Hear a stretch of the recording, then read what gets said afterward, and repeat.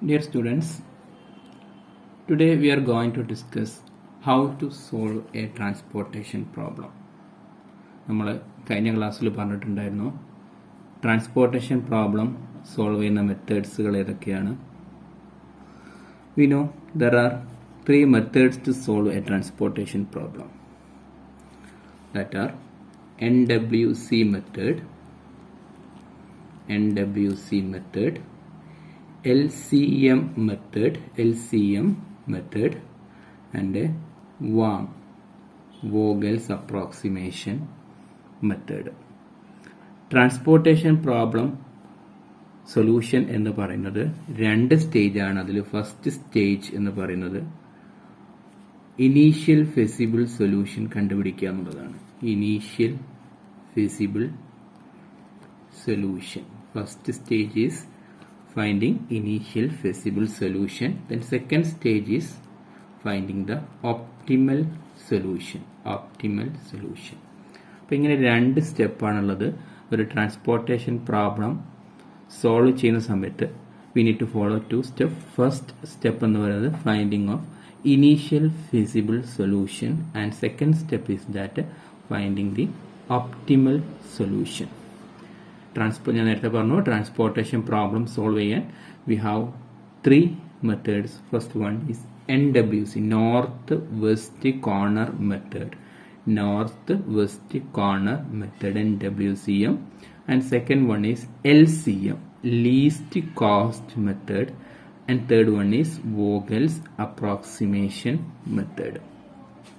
അപ്പോൾ നമുക്ക് ഇന്ന് NWC മെത്തേഡിൽ എങ്ങനെ ഒരു ട്രാൻസ്പോർട്ടേഷൻ പ്രോബ്ലം സോൾവ് ചെയ്യാം, അല്ലെങ്കിൽ നോർത്ത് വെസ്റ്റ് കോർണർ മെത്തേഡിൽ എങ്ങനെ ഒരു ട്രാൻസ്പോർട്ടേഷൻ പ്രോബ്ലത്തിന്റെ ഇനീഷ്യൽ ഫിസിബിൾ സൊല്യൂഷൻ കണ്ടുപിടിക്കാം എന്നുള്ളതാണ് ഇന്ന് നമ്മൾ ഡിസ്കസ് ചെയ്യുന്നത്. How to find the initial feasible solution by using NWCM.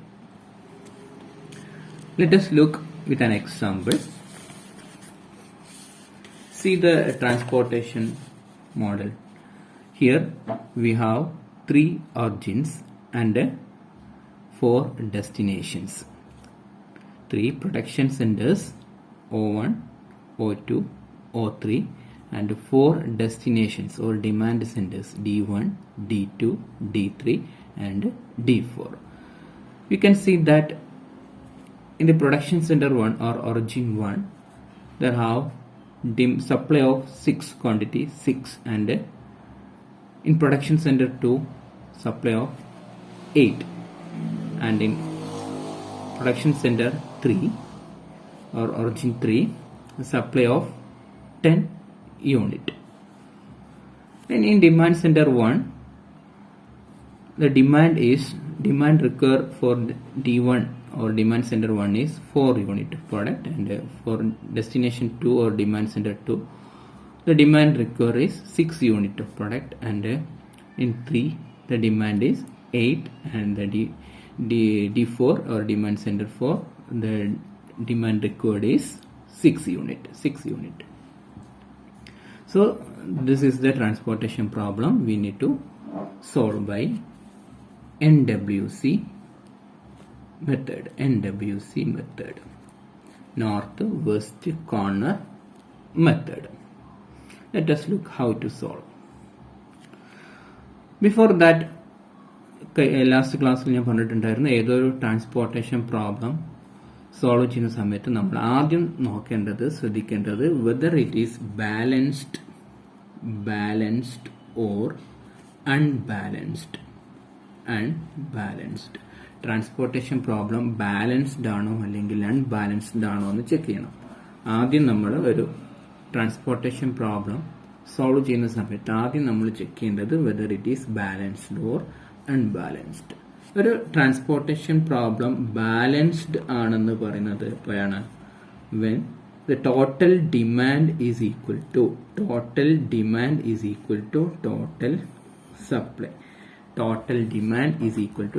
Supply. ഒരു ട്രാൻസ്പോർട്ടേഷൻ പ്രോബ്ലം ബാലൻസ്ഡ് ആണെന്ന് പറയുന്നത് അതിന്റെ ടോട്ടൽ ഡിമാൻഡും ടോട്ടൽ സപ്ലൈയും ഈക്വൽ ആവുന്ന സമയത്താണ്. Unbalanced is just opposite. Then total demand total demand not equal to total supply. ഇതാണ് unbalanced situation. So ആദ്യം നമ്മൾ ബാലൻസ്ഡ് ആണോ എന്നുള്ളത് ചെക്ക് ചെയ്യണം. We need to total the demand and supply. Demand total is 4 plus 6 plus 8 plus 6, that is 24, and supply total is 6 plus 8 14 plus 10 24. Supply and demand is equal to 24. So first condition is okay, it is balanced ആണ്. Then നമുക്ക് സൊല്യൂഷനിലോട്ട് പോവാം. How to solve a transportation problem by using NWC method. North West Corner method.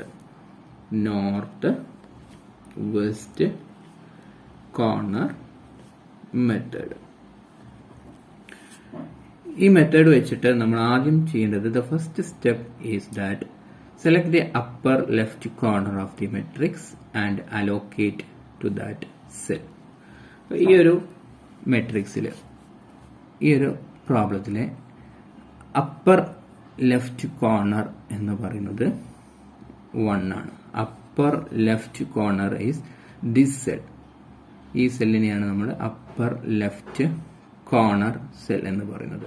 അപ്പൊ ഇവിടെയാണ് നമ്മൾ ആദ്യം allocation കൊടുക്കേണ്ടത്. ഇനി എങ്ങനെയാണ് അലോക്കേഷൻ കൊടുക്കുന്നത് എന്നുള്ളത് ഞാൻ പറയാം. നോക്കൂ, in demand centre 1 demand is 4 and corresponding supply is 6. For this cell, corresponding demand is 4 and corresponding supply is 6. 4 and 6. നമുക്ക് ഇവിടെ 4 യൂണിറ്റ് ഓഫ് പ്രൊഡക്റ്റ് ആണ് ഡിമാൻഡ് ഉള്ളത്. ബട്ട് അവൈലബിൾ സപ്ലൈ എന്ന് പറയുന്നത് 6 യൂണിറ്റ് ആണ്. So we can allocate 4 here. allocate 6 unit of supply ഉണ്ട്. അതുകൊണ്ട് നമുക്ക് ഇവിടെ ഫുൾ ആയിട്ട് അലോക്കേഷൻ കൊടുക്കാൻ പറ്റും. 4 യൂണിറ്റ് ഇവിടെ 4 അലോക്കേഷൻ കൊടുക്കുന്നു. Allocation we can show this allocation in a circle, that is 4. അല്ലെങ്കിൽ നിങ്ങൾ ഇതിൽ ഏതാണോ ചെറുത്, whichever is less, 4 or 6, whichever is less, അതാണ് ഇവിടെ അലോക്കേറ്റ് ചെയ്യേണ്ടത്. കൺഫ്യൂഷൻ ആവുന്നുണ്ടെങ്കിൽ ഈ ഒരു കാര്യം ശ്രദ്ധിച്ചാൽ മതി. 4, 6 കറസ്പോണ്ടിങ് ആയിട്ടുള്ള ഡിമാൻഡ് നോക്കുക, കറസ്പോണ്ടിങ് ആയിട്ടുള്ള സപ്ലൈ നോക്കുക. Then find whichever is less, 6 or 4 is less, then allocate 4 here. Automatically നമുക്ക് D1 എന്ന് പറഞ്ഞ ഡിമാൻഡ് സെന്ററിലെ എല്ലാ ഡിമാൻഡും മീറ്റ് ചെയ്തു. 4 is allocated here. Then we can delete this row. We can delete this column, that is demand center 1. Deleted. Then prepare the revised matrix, that is the matrix excluding the D1. Let us look how to prepare the revised matrix. D1 delete ചെയ്തു. So we have only 3 destination, that is D2, D3 and D4. 3 origins, production centers O1, O2, O3, like D2, D3, D4. D1 നമ്മൾ delete ചെയ്തു. Then corresponding ആയിട്ടുള്ള transportation cost ഓരോ സെല്ലിലും കൊടുക്കുക. നേരത്തെ same matrix നോക്കിയിട്ട് corresponding ആയിട്ടുള്ള transportation cost allocate കൊടുക്കുന്നു. 2, 3, 4, O2 3, 2, 0, 3, 2, 0, O3 2, 2, 1, 2, 2, 1. അതേപോലെ നമ്മൾ അതിൻ്റെ supply and demand supply in D2 നമുക്കറിയാം 6 യൂണിറ്റ്, 6, 8, 6 ആണ്. അത് അതേപോലെ തന്നെ കൊടുക്കുക. 6, 8, 6. സപ്ലൈ നോക്കുക. സപ്ലൈ നോക്കുന്ന സമയത്ത് O1 നമുക്ക് 6 സപ്ലൈ ആയിരുന്നു ഉണ്ടായിരുന്നത്. അതിൽ നമ്മൾ 4 എണ്ണം ഇവിടെ കൊടുത്തു. Out of 6 4 is provided. Total 6 4 provide ചെയ്തു. Then balance is 2. That is here 6 minus 4 that is 2. ഇവിടെ 2 ഇനി സപ്ലൈ ഉള്ളൂ. ഒറിജിൻ 1 അല്ലെങ്കിൽ production centre 1 only available supply is 2 unit 2. So 2. Then 8 and 10 ഇതിലൊന്നും മാറ്റം വരുന്നില്ല. 8 അതേപോലെ 10. ഇനി നമ്മൾ ഇതേപോലെ നേരത്തെ ചെയ്തതുപോലെ നോർത്ത് വെസ്റ്റ് കോർണർ സെൽ അല്ലെങ്കിൽ upper left corner cell select ചെയ്യുക. ഇവിടെ ഇതിൽ ഈ മെട്രിക്സിൽ റിവൈസ്ഡ് മെട്രിക്സിൽ അല്ലെങ്കിൽ റെഡ്യൂസ്ഡ് മെട്രിക്സിലെ അപ്പർ ലെഫ്റ്റ് കോർണർ എന്ന് പറയുന്നത് 2 ആണ്. 2 നമ്മൾ അലോക്കേഷൻ കൊടുക്കേണ്ടത് ഈ 2-നാണ്. 2-ന് നമ്മൾ കൊടുക്കുന്നു. നോക്കുക, കറസ്പോണ്ടിങ് ഡിമാൻഡ് 6. ഡെസ്റ്റിനേഷൻ 2-ലെ demand 6. Corresponding supply 2. 6 and 2. Corresponding demand 6, supply 2. അപ്പോൾ നമുക്ക് ഇവിടെ സപ്ലൈ 2 ഉള്ളൂ, ഡിമാൻഡ് 6 ഉണ്ട്. അപ്പോൾ നമുക്ക് 2 കൊടുക്കാൻ പറ്റുള്ളൂ. 2 വിച്ച് ഞാൻ നേരത്തെ പറഞ്ഞ കണ്ടീഷൻ നോക്കുക. Which ever is less 6 or 2, which ever is less we can provide 2 here 2. ഇപ്പോൾ 2 കൊടുക്കുന്ന സമയത്ത് ഈ O1 എല്ലാ സപ്ലൈ മീറ്റ് ചെയ്തു. 2 is provided here, so we can delete this row. O1 എന്ന് പറഞ്ഞ റോ നമുക്ക് ഡിലീറ്റ് ചെയ്യാം. O1 എന്ന് പറഞ്ഞ റോ ഡിലീറ്റ് ചെയ്തു. Why? Because the supply is over. Production centre 1 അല്ലെങ്കിൽ ഒറിജിൻ 1 സപ്ലൈ കംപ്ലീറ്റ് ആയി. 2 നമ്മൾ ഇവിടെ കൊടുത്തു. അതുകൊണ്ട് ഈ റോ O1 എന്ന് പറഞ്ഞ റോ നമ്മൾ ഡിലീറ്റ് ചെയ്തു. Then prepare the revised matrix. That is excluding O1 എന്ന് പറഞ്ഞ റോ എക്സ്ക്ലൂഡ് ചെയ്തിട്ടുള്ള മെട്രിക്സ് പ്രിപ്പയർ ചെയ്യും. O2 O3 only 2 production centres O2 O3, demand centres അതേപോലെ തന്നെ D2 D3 and D4. O2 transportation cost അതേപോലെ നോക്കുക. 3 2 0 ആണ്. 3 2 0 3 2 0. O3 2 2 1 2 2 1. Then O2 total available supply എന്ന് പറയുന്നത് 8 ആണ്. There is no change 8. Then O3 10 ആണ്. O3 10. Then demand centre 2, demand centre 3, demand centre 4 demand നമുക്ക് കാണിക്കണം. D4 നമുക്കറിയാം നോ ചേഞ്ച് 6 തന്നെയാണ്. D3 8 തന്നെയാണ്. D2 നോക്കൂ. D2 നേരത്തെ 6 ആയിരുന്നു. 6 നമ്മൾ 2 ഇവിടെ പ്രൊവൈഡ് ചെയ്തു. നേരത്തെ കമ്പയർ ചെയ്ത സമയത്ത് 6 2 2 നമ്മൾ കൊടുത്തു. Balance 6 minus 2 that is 4.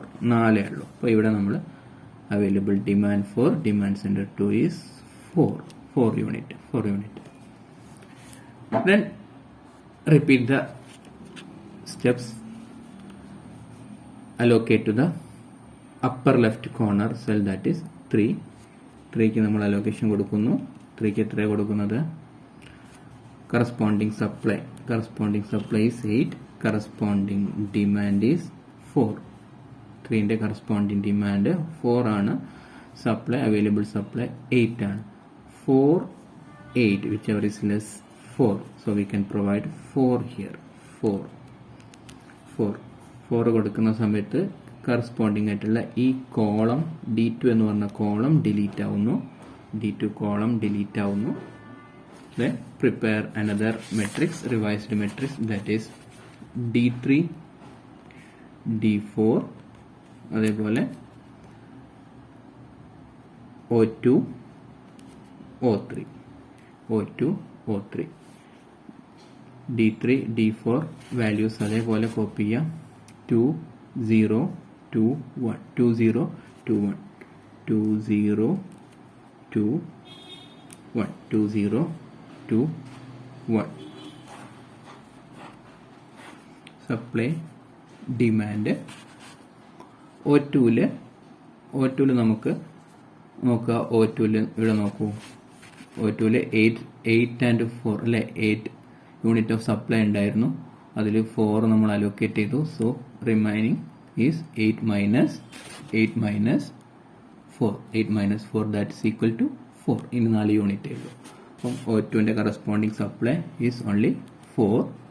Then O3 that is 10 ഉണ്ട്, അതിൽ മാറ്റമില്ല. D3 in demand center 3 8 and 6 no change. 8 and 6 again select the upper left corner, that is 2 allocate corresponding supply is 4, corresponding demand is 8, corresponding supply for demand 8, whichever is less, that is 4 allocate 4 here, 4. Then corresponding row will be that is O2 row will be eliminated. In this matrix. O2 eliminate ആവുന്നു. Then next step is prepare the revised matrix, that is ഇനി O3 മാത്രമേ ഉള്ളൂ. O3 is pending. O3 D3 D4 O3 2 1 ആണ് transportation cost. Demand supply O3ന്റെ supply നോക്കൂ 10 ആണ്, 10 unit of product.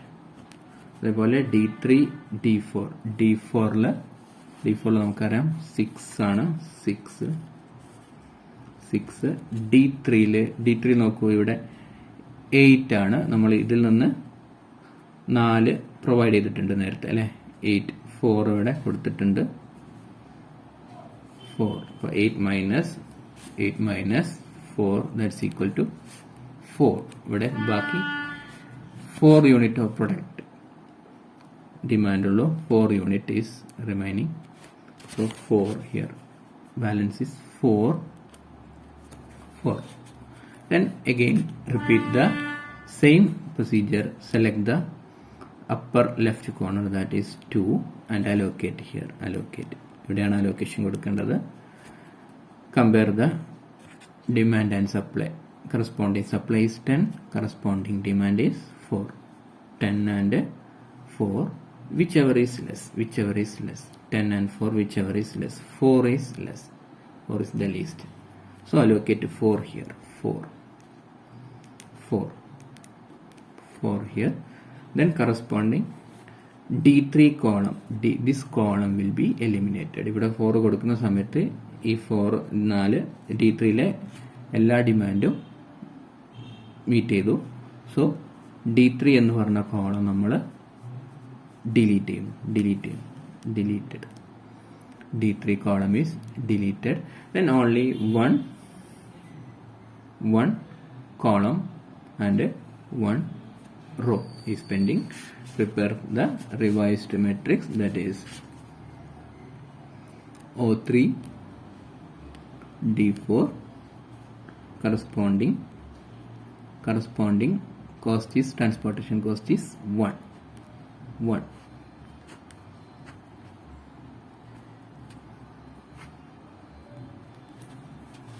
O3ന്റെ corresponding ആയിട്ടുള്ള supply നോക്കാം. O3 നേരത്തെ 10 യൂണിറ്റ് അതിൽ നമ്മൾ 4 കൊടുത്തു അല്ലേ. നേരത്തെ 4 കൊടുത്തു. 4 യൂണിറ്റ് allocate ചെയ്തു. So 10 minus 4, that is only 6. Balance is 6 unit. 6. O3 സപ്ലൈന് 6 ഉള്ളൂ, 6. അതേപോലെ ഡിമാൻഡ് D4 ഡിമാൻഡ് 6 ആണ്. D4 ഡിമാൻഡ് നോക്കൂ, ഇവിടെ D4 ഡിമാൻഡ് 6 ആണ്. So 6. In this matrix select the upper left corner, that is 1 തന്നെയാണ് ഇവിടെ നമുക്ക് അലോക്കേഷൻ കൊടുക്കാനുള്ളത്. 1 തന്നെ കൊടുക്കാം. 1 നോക്കൂ നിങ്ങൾ, demand is 6, supply is also 6. Demand is for D4, demand is 6 unit. For O3, supply is 6 unit. So നമുക്കിവിടെ രണ്ടും ഈക്വൽ ആണ്. Demand and supply are equal. Final മെട്രിക്സിൽ രണ്ടും ഈക്വൽ ആയിട്ട് വരണം. Demand and supply are equal, that is 6. We can allocate 6 here. So the procedure is over. നമ്മുടെ എല്ലാ അലോക്കേഷനും കൊടുത്തു. ഇനി നമ്മൾ നെക്സ്റ്റ് ട്രാൻസ്പോർട്ടേഷൻ കോസ്റ്റ്, ഈ അലോക്കേഷൻ്റെ ബേസിൽ ട്രാൻസ്പോർട്ടേഷൻ കോസ്റ്റ് കണ്ടുപിടിക്കുക എന്നുള്ളതാണ്. എങ്ങനെയാണെന്ന് നോക്കാം നമുക്ക്. എങ്ങനെ ട്രാൻസ്പോർട്ടേഷൻ കോസ്റ്റ് ഈ അലോക്കേഷൻ്റെ ബേസിൽ കാൽക്കുലേറ്റ് ചെയ്യുന്നുണ്ടെന്ന് നോക്കാം. അപ്പോൾ നമുക്ക് കിട്ടിയിട്ടുള്ള അലോക്കേഷൻ എല്ലാം തന്നെ മെയിൻ മെട്രിക്സിലോട്ട് അല്ലെങ്കിൽ ഫസ്റ്റ് മെട്രിക്സിലോട്ട് കൺവേർട്ട് ചെയ്യാം, അലോക്കേറ്റ് ചെയ്യാം. അപ്പോൾ നമ്മളിവിടെ 1 4 കൊടുത്തത്. For 1 we allocate 4. അതേപോലെ അടുത്ത സെക്കൻഡ് മെട്രിക്സ് നോക്കൂ. നമ്മൾ പ്രിപ്പയർ ചെയ്ത സെക്കൻഡ് മെട്രിക്സിൽ 2 D2 2 കൊടുത്തിട്ടുണ്ട്. 2 അതായത് ഈ 2 നമ്മൾ 2 കൊടുത്തത്, അലോക്കേഷൻ 2. അത് ഇതിലോട്ട് മാറ്റാം. ഇവിടെ 2 കൊടുത്തു. അതേപോലെ മൂന്നാമത്തെ മെട്രിക്സ് നോക്കൂ. മൂന്നാമത്തെ മെട്രിക്സിൽ പ്രിപ്പയർ ചെയ്ത മൂന്നാമത്തെ മെട്രിക്സിൽ D2 3ക്കാണ് 4 കൊടുത്തത്. D2 3ക്ക് നമ്മൾ 4 കൊടുത്തിട്ടുണ്ട്. D2 3ക്ക് 4 കൊടുത്തിട്ടുണ്ട്. ഇവിടെ 4 കൊടുക്കുന്നു, 4. നാലാമത്തെ മെട്രിക്സിൽ D3 2 നമ്മൾ 4 കൊടുത്തിട്ടുണ്ട്. D3 2 4 കൊടുത്തു. D3 2 നമ്മൾ ഈ 2 4 കൊടുത്തിട്ടുള്ളത്, 4. ഇനി അഞ്ചാമത്തെ മെട്രിക്സ്, അടുത്ത മെട്രിക്സിൽ നമ്മൾ കൊടുത്തിട്ടുള്ളത്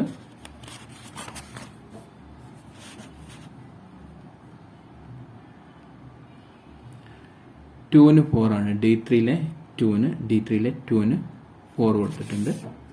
അതേപോലെ D3 ഈ 2 4 കൊടുത്തിട്ടുള്ളത്.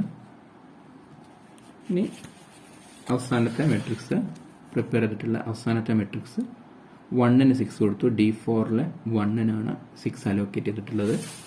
D4 1 6 അലോക്കേറ്റ് ചെയ്തു. അപ്പോൾ ഇത്രയും അലോക്കേഷനാണ് നമുക്ക് കിട്ടിയിട്ടുള്ളത്. For 1